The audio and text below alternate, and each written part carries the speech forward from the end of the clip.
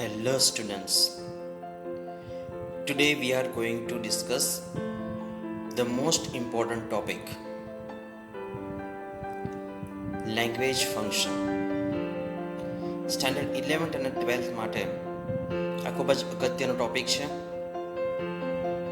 Section A અને section D ની અંદર identification of functions, response to the sentence અને કમ્પ્લીટ ધ સેન્ટેન્સીસના રૂપમાં ફંક્શન્સ તમને પૂછવામાં આવે છે. અલગ અલગ ફંક્શન્સ અત્યાર સુધી આપણે શીખ્યા છીએ. So today in this class we are going to revise the language function. So આજે આપણે રિવિઝનના રૂપમાં કેટલાક લેંગ્વેજ ફંક્શન્સ જોઈશું. સો this is our first part 1, અને પાર્ટ 1 ની અંદર કેટલાક લેંગ્વેજ ફંક્શન્સ આપણે આજે ડિસ્કસ કરીશું. So let's start.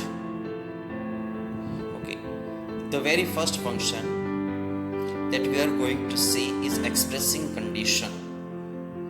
Okay, condition નો અર્થ થાય છે શરત. આપણે અગાઉ આ ફંક્શન શીખ્યા છે.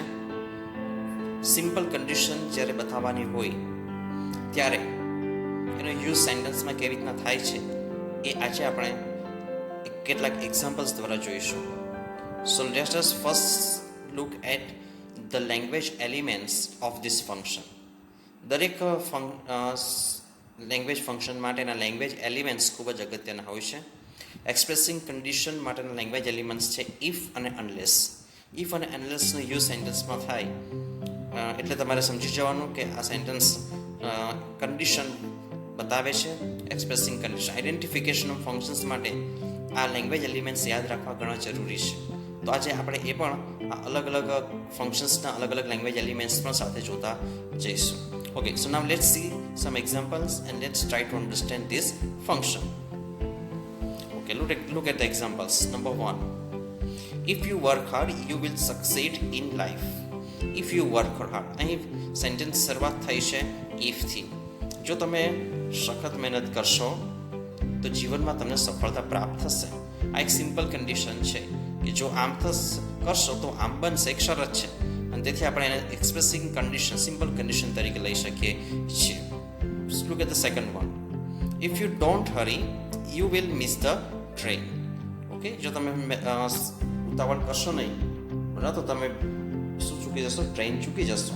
Okay, so in this sentence તમે જોઈ શકો છો કે જે ઇફ વાળું જે સેન્ટેન્સ છે એ સિમ્પલ ટેન્સની અંદર છે, જ્યારે એની સાથેનું જે વિધાન છે, સેન્ટેન્સ છે, એ સેમ આપણને જોવા મળે છે ફ્યુચર ટેન્સમાં જોવા મળે છે. Okay, now look at the third one. Okay, અહીં બીજો લેંગ્વેજ એલિમેન્ટ આપણે યુઝ કરીએ છીએ એ છે અનલેસ. અનલેસ પણ ઘણીવાર યુઝ થાય છે. અનલેસનું મિનિંગ આપણે શીખી ગયા છે. અનલેસનું મિનિંગ થાય છે ઇફ નોટ, એટલે કે જ્યારે નેગેટિવ નકારમાં મિનિંગ બતાવવાનો હોય. જેમ કે જુઓ, unless you accept the offer, જ્યાં સુધી તમે મારી ઓફર સ્વીકારશો નહીં, યુ વિલ રિપેન્ટ લેટર. બરાબર છે ને? જો તમે મારી ઓફર સ્વીકારશો નહીં તો તમને પાછળથી પસ્તાવો થશે. રિપેન્ટ એટલે પસ્તાવો થવો. ઓકે, તો આ રીતના આ સિમ્પલ કન્ડિશન બતાવવા માટે ઇફ અને અનલેસનો આપણે ઉપયોગ આ સેન્ટેન્સ કંઈ કરી શકીએ છીએ. Okay, okay, now look at the next function, the second one. એ પણ કન્ડિશનને લગતું છે, પરંતુ એમાં એનું ફોર્મેશન થોડુંક અલગ પ્રકારનું છે. એને આપણે કહીશું expressing condition in the past. હા, જેને આપણે અનફુલફિલ્ડ કન્ડિશન પણ કહી શકીએ. અનફુલફિલ્ડ એટલે કે અપૂર્ણ શરત. Okay, look at the language elements. એના લેંગ્વેજ એલિમેન્ટ્સ છે ઇફ અને અનલેસ. એમાં પણ ઇફ અને અનલેસનો યુઝ થયેલો આપણને જોવા મળે છે. ઓકે, હવે આ ફંક્શન્સ આપણે કેટલાક એક્ઝામ્પલ્સ દ્વારા સમજીશું. Okay, look at the example number 1. If he had invited me, I would have attended the function. If he had invited me. Okay, અહીં આ સેન્ટેન્સમાં જુઓ કે અહીં ઇફ વાળા સેન્ટેન્સની અંદર હેડ ઇન્વાઇટેડ. ઓકે, હેડ ઇન્વાઇટેડ એટલે કે હેડ વત્તા પાસ્ટ પાર્ટિસિપલ, એટલે કે કયો કાળ આવ્યો અહીંયા? Past perfect tense. તો જ્યારે ઇફ વાળા સેન્ટેન્સમાં પાસ્ટ પરફેક્ટ એટલે કે હેડ વાળો રૂપ આવશે ત્યારે એની સાથેનું જે વાક્ય આવશે તેની અંદર વુડ અથવા કુડ. અહીંયા જોઈ શકો છો આઈ વુડ હેવ એટેન્ડેડ, એટલે વુડ અથવા could plus have plus attended, એટલે કે એટેન્ડનું past participle, attended past participle અહીં ફોર્મ મૂકવાનું થાય છે. સો આ પ્રમાણે ફોર્મેશન થશે. એનું મિનિંગ શું થાય કે જો ઇફ હી હેડ ઇન્વાઇટેડ મી, જો તેણે મને આમંત્રણ આપ્યું હોત તો I would have attended the function. હું ફંક્શન એટેન્ડ કરી શક્યો હતો અને ફંક્શનમાં ગયો હોત. ઓકે, અહીં અનફુલફિલ્ડ કન્ડિશન છે, શરત છે કે જે ક્રિયા પૂર્ણ થઈ નથી. બરાબર, જો આમ બન્યું, જો આમ કરવામાં આવ્યું તો આમ બનતે. ઓકે, તો એ બતાવવા માટે આ એક્સપ્રેસિંગ કન્ડિશન ઇન ધ પાસ્ટનો યુઝ આપણે જોઈ શકીએ છીએ. Look at the second one. Okay, અહીં વાક્યની શરૂઆત થાય છે હેડથી. તો આ પણ કન્ડિશન ઇન ધ પાસ્ટ બતાવે છે. એમાં પણ જો ફર્સ્ટ સેન્ટેન્સમાં પાસ્ટ પરફેક્ટ ટેન્સ આવે છે, જો હેડ વત્તા past participle. Had you inform me, જો તમે મને ઇન્ફોર્મ કર્યા હોત તો I would have come there, હું ત્યાં આવ્યો હોત. સો ઇન ધીસ વે આ પ્રમાણે એક્સપ્રેસિંગ કન્ડિશન ઇન ધ પાસ્ટમાં લેંગ્વેજ એલિમેન્ટ્સ તરીકે ઇફ અને અનલેસનો યુઝ આપણે જોઈ શકીએ છીએ. Now look at the third one.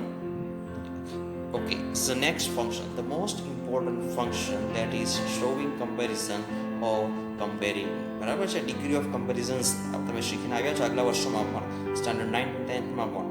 તો આ ખૂબ જ અગત્યનું ફંક્શન છે, શોવિંગ કમ્પેરિઝન ઓર કમ્પેરિંગ. ઓકે, હવે એના કેટલાક લેંગ્વેજ એલિમેન્ટ્સ આપણે જોઈશું. લેંગ્વેજ એલિમેન્ટ્સ તરીકે એમાં પોઝિટિવ, સુપરલેટિવ અને કમ્પેરેટિવ ડિગ્રીમાં આવતા કેટલાક લેંગ્વેજ પોઈન્ટ્સ ઓકે આપણે જોવાના છીએ. Okay, so look at this points one by one. Okay, the very first one, that is so as. જ્યારે સેન્ટેન્સમાં so as નો યુઝ થયો હોય, as is નો યુઝ થયો હોય, no other નો યુઝ થયો હોય, very few નો યુઝ થયો હોય. Okay, then any other, then most other, the plus est form એટલે કે સુપરલેટિવ ફોર્મ અથવા તો મોસ્ટ ફોર્મ અને વન ઓફ ધ. ઓકે, તો આ પ્રકારના આ 8 વર્ડ્સ, 8 લેંગ્વેજ એલિમેન્ટ્સ તમારે ખાસ યાદ રાખવાના છે શોવિંગ કમ્પેરિઝન માટે, કમ્પેરિંગ માટે. ઓકે, હવે આ દરેક લેંગ્વેજ એલિમેન્ટ્સનો આપણે સેન્ટેન્સમાં ઉપયોગ કેવી રીતના કરીશું તે નેક્સ્ટ સ્લાઇડમાં એક્ઝામ્પલ્સ દ્વારા આપણે સમજીએ. ઓકે, અહીં કેટલાક એક્ઝામ્પલ્સ તમને જોવા મળશે. Shreya sings as well as Seema. Shreya કોના જેવું જ ગાય છે, સીમા જેવું. અહીં કમ્પેરિઝન બતાવેલી છે કે બંને સરખું જ ગાય છે. તો એઝ અને વચ્ચે વેલ મૂક્યું છે. વેલ એ શું છે? એક્ઝેક્ટિવ છે, વિશેષણ છે. This house is not so big as ours. Okay, અહીં નકાર વાક્ય મોટેમાં સો અને એઝનો યુઝ થાય છે. અહીં this house is not so big, આ અમારે જેટલું મોટું ઘર નથી. ઇટ મીન્સ એ કમ્પેરિઝન છે. ઓકે, તો અહીંયા સો એઝનો યુઝ થયો છે. ઓકે, હવે પછીના વાક્યો ઘણા અગત્યના છે, ખાસ ધ્યાન આપજો. ઓકે, વાક્યની શરૂઆત થાય છે નો અધરથી. ઓકે, નો અધર એ પણ શું બતાવે છે? કમ્પેરિંગ વર્ડ વાક્ય તો શોવિંગ કમ્પેરિઝન બતાવે છે. No other student is so intelligent as Chirag. Okay, no other student, no other આવેલા એની સાથે આવતું નામ, અહીંયા સ્ટુડન્ટ નામ હંમેશા શેમાં હોય છે? એક વચનમાં હોય છે, એ યાદ રાખજો. અને સાથે સો ઇન્ટેલિજન્ટ, સો અને એઝની વચ્ચે આપણે વિશેષણ મૂકીએ છીએ. ઓકે, તો નો અધરનો યુઝ ત્યારે જનરલી વિશેષણને સો અને એઝની વચ્ચે મૂકવામાં આવે છે. Okay, now Chirag is more intelligent than any other student. Okay, આ જ વાક્યને આપણે કમ્પેરેટિવ ડિગ્રીમાં ફેરવ્યું છે, ત્યારે મોર ઇન્ટેલિજન્ટ. ઓકે, અહીંયા મોર આપણે મૂક્યું છે. શા માટે મોરનો યુઝ થયો? તે આપણે તમે જાણો છો કે ઇન્ટેલિજન્ટ એ વિશેષણ છે અને એ મોર દેન 2 સિલેબિક વર્ડ છે. ઓકે, ઇન્ટેલિજન્ટ એટલે આપણે આગળ મોર મૂકે છે. જનરલી કમ્પેરેટિવ ડિગ્રીમાં વિશેષણની સાથે ઈઆર પ્રત્યય લાગે છે. ઓકે, બીજા કેટલાક એક્ઝામ્પલ્સમાં જોઈશું આપણે. અને સાથે અગત્યનું છે than any other student. Okay, than any અધર. આ ધેન એની અધર શબ્દ ખાસ તમારે યાદ રાખવાનો છે. એ પણ શું બતાવે છે? કમ્પેરિંગ ફોર્મ બતાવે છે. Ahmedabad is bigger. જોયું અહીં આવ્યું ને બિગર, ઈઆર પ્રત્યય લાગ્યો. ધેન એની અધર, એની અંદર આવ્યું એટલે ફરીથી આપણે કમ્પેરિઝન આપણે જોઈ શકીએ છીએ. અહીંયા English is the most useful language in the world. જુઓ અહીંયા ધ મોસ્ટ યુઝફુલ આપણે આગળ જોયું લાસ્ટ સ્લાઇડની અંદર કે ધ પ્લસ મોસ્ટ અથવા EST ફોર્મ વાળું આપણે રૂપ આવે એટલે એ પણ શું બતાવે છે? Showing comparison. આ સુપરલેટિવ ડિગ્રી છે. The most useful language. અહીંયા ઉપરનો નિયમ લાગશે અહીંયા કે યુઝફુલ એ ની આગળ આપણે મોસ્ટ મૂકીએ છીએ. ઓકે, કારણ કે જેમ રીતના ઇન્ટેલિજન્ટમાં આપણે મોર મૂક્યું. ઓકે, મોર દેન 2 સિલેબિક વર્ડ છે, એ પ્રમાણે યુઝફુલ પણ કેવું છે? મોર દેન 2 સિલેબિક વર્ડ છે, ત્યાં આપણે મોસ્ટ મૂકીએ છીએ. Okay, number 7, Ahmedabad is the biggest city in Gujarat. Okay, જે પ્રમાણે આગળ આપણે બિગનું બિગર કર્યું એ પ્રમાણે અહીંયા બિગેસ્ટ થશે, EST પ્રત્યય લાગશે. આ સુપરલેટિવ ફોર્મ છે. Very few hill stations in India are as popular as mount Abu. Okay, હવે વેરી ફ્યુ એ વાક્ય પણ એ પોઝિટિવ ડિગ્રીનું સેન્ટેન્સ છે અને એ સેન્ટેન્સ પર શું બતાવે છે? આપણને શોવિંગ કમ્પેરિઝન બતાવે છે. Very few hill stations. હવે એટલું યાદ રાખવાનું કે નો અધરવાળા સેન્ટેન્સમાં નો અધર પછી આવતું નામ અહીંયા જો આગળ સેન્ટેન્સ નંબર 3 નો અધર સ્ટુડન્ટ છે. સ્ટુડન્ટ એક વચન છે, અહીં વેરી ફ્યુ હિલ સ્ટેશન શું છે? બહુવચન છે. ઓકે, તો વેરી ફ્યુ પછી આવતું સેન્ટેન્સ મળશે શેમાં આવશે? બહુવચનમાં આવશે. આર એઝ પોપ્યુલર, એઝ અને એઝની વચ્ચે આપણે વિશેષણ મૂકીએ છીએ અને સાથે છેલ્લે શું આવશે? નામ. Mount Abu is one of the most popular hill stations. Okay, આ વન ઓફ ધ એ સુપરલેટિવ ફોર્મ છે અને એ પણ શું બતાવે છે? શોવિંગ કમ્પેરિઝન બતાવે છે. અને last sentence, mount Abu is more popular આવ્યો અને ધેન મોસ્ટ અધર કે મેની અધર આવશે. ઓકે, એટલે શું છે? ધેન આવે ઇટ મીન્સ એ શું બતાવે છે? કમ્પેરેટિવ ડિગ્રી અને શોવિંગ કમ્પેરિઝનનું આ ફોર્મેશન છે. ઓકે, તો આ દરેક એક્ઝામ્પલ્સ ખાસ યાદ રાખવા, ખાસ ધ્યાનથી જોવા.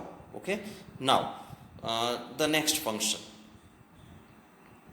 Okay, the next function that is double comparison or comparing. આ પણ કમ્પેરિઝનનું જ એક ફોર્મ છે, પરંતુ અહીંયા છે ડબલ કમ્પેરિઝન, એક વિશિષ્ટ રચના છે. એના લેંગ્વેજ એલિમેન્ટ્સ તરીકે આવશે, જોઈ લઈએ આપણે. ઓકે, એક્ઝામ્પલ્સ દ્વારા સમજીએ આપણે. અહીંયા શું કહે છે? The sooner he comes the better it will be for him. Okay, અહીંયા વાક્યની બંનેની શરૂઆત થાય છે ધ સુનર, અહીં વાક્યની શરૂઆત થાય છે ધ, અને પછી જો કમ્પેરેટિવ ફોર્મ આવે એટલે કે ધ પછી ઈઆર પ્રત્યે લાગેલું કે મોર વાળું જો વિશેષણ આવશે તો તે શું બને છે? Double comparison. અને આ પણ એક કમ્પેરેટિવ ફોર્મનું આ સેન્ટેન્સ છે. ધ સુનર હી કમ્સ એટલે કે જેટલો તે ઝડપથી આવશે એટલું તેના માટે સારું થશે. ધ મોર યુ અર્ન, જેટલું તમે વધારે કમાઓ, the more you can spend, એટલું તમે વધારે ખર્ચ કરી શકો. The higher your post is, જેટલી તમારી લાયકાત ઊંચી, the greater your responsibility is, એટલી તમારી શું જવાબદારી વધારે હોય છે. જેટલું વધારે તેટલું વધારે, જેટલું ઓછું તેટલું ઓછું, એ અર્થમાં આ ફંક્શનનો યુઝ થાય છે. Okay, next function. Okay, now we are going to see showing contrast or એને આપણે કોન્ટ્રાસ્ટિંગ તરીકે પણ લઈ શકીએ છીએ. Showing contrast. કોન્ટ્રાસ્ટ એટલે કે વિરોધાભાસ.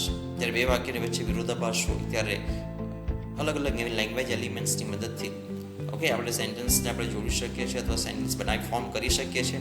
ખૂબ જ અગત્યનું ફંક્શન છે, ખાસ એક્ઝામમાં પૂછાય જ છે, એટલે આ ફંક્શન્સ ખાસ તમારે તૈયાર કરો.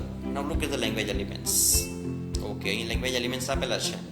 ધો છે, although, even though, even if, however, as, in spite of અને ડિસ્પાઇટ. ઓકે, તો સેન્ટેન્સમાં જ્યારે આ વર્ડ્સનો યુઝ થયો હોય ઇટ મીન્સ તમારે સમજી જવાનું કે એ શું બતાવે છે? કોન્ટ્રાસ્ટવાળા વાક્યો છે, કોન્ટ્રાસ્ટિંગ, વિરોધાભાસ દર્શાવતા શબ્દો છે. ઓકે, એક્ઝામ્પલ્સ દ્વારા સમજીએ તેને આપણે. First one, though he was ill he went to the job. Okay, તે બીમાર હોવા છતાં તે જોબ પર ગયો. જ્યારે બે સેન્ટેન્સમાં વિરોધાભાસ છે કે આમ હોવા છતાં પણ આમ તે કરે છે, અહીં બીમાર હોવા છતાં તે ક્યાં જાય છે? જોબ પર જાય છે. તો ધો જ્યારે વાક્યની શરૂઆતમાં આવે ત્યારે આ પ્રમાણેનું ફોર્મેશન થશે. ધો પછી સબ્જેક્ટ અને પછી verb. However rich is, okay, he is not brown. Okay, અહીં જોઈ શકીએ છીએ અહીંયા ધો, ઓલ્ધો, ઇવન ધો અને ઇવન ઇફ દરેકનો યુઝ સેમ થાય છે. સેકન્ડ સેન્ટેન્સમાં જુઓ, however rich he is. Okay, આ he વચ્ચે આવશે. however rich he is, અહીંયા however પછી હંમેશા વિશેષણ આવશે અને છેલ્લે આવશે he is not proud. rich as he is. Okay, જ્યારે આપણે એઝનો યુઝ થાય છે સેન્ટેન્સમાં ત્યારે હંમેશા વિશેષણ એ વાક્યની શરૂઆતમાં આવે છે. He is not proud. હવે ઇન સ્પાઇટ ઓફમાં સેન્ટેન્સ કેવી રીતના બનશે? In spite of a warning of storm. Okay, in spite of પછી આપણે બીંગ વાળું ફોર્મ કે આઈએનજી વાળું ફોર્મ આપણે લઈ શકીએ છીએ. In spite of a warning of storm many fisherman went into the sea for fishing. Storm એટલે કે તોફાન, વાવાઝોડું, તેની આગાહી હોવા છતાં, તેની વોર્નિંગ હોવા છતાં ઘણા બધા ફિશરમેન ક્યાં ગયા? દરિયામાં ગયા ફિશિંગ માટે. આમ હોવા છતાં પણ આમ તેઓ લોકોએ કર્યું. તો વિરોધાભાસ અહીં છે. પરિણામ આપણે શોવિંગ કોન્ટ્રાસ્ટમાં ઇન સ્પાઇટ ઓફ આવે છે. અને છેલ્લું છે ડિસ્પાઇટ. ડિસ્પાઇટ બિંગ ઇલ હોવા છતાં he went to the office. બીમાર હોવા છતાં ઓફિસે જઈ ગયો. Okay, so in this way showing contrast આપણે દર્શાવી શકીએ છીએ. Okay, so this is also the most important language function. So આજે આ પાર્ટ 1 ની અંદર આપણે આટલા 5 ફંક્શન્સ અહીં ડિસ્કસ કર્યા છે. ખૂબ જ અગત્યનો પાર્ટ છે આ, ખાસ જોજો, ધ્યાનથી જોજો. ઓકે, અને આ દરેક લેંગ્વેજ ફંક્શન્સને તમારે તૈયાર કરવાના છે. એક્ઝામમાં પણ આ ફંક્શન્સ ઘણા ઉપયોગી તમને બનશે. Thank you.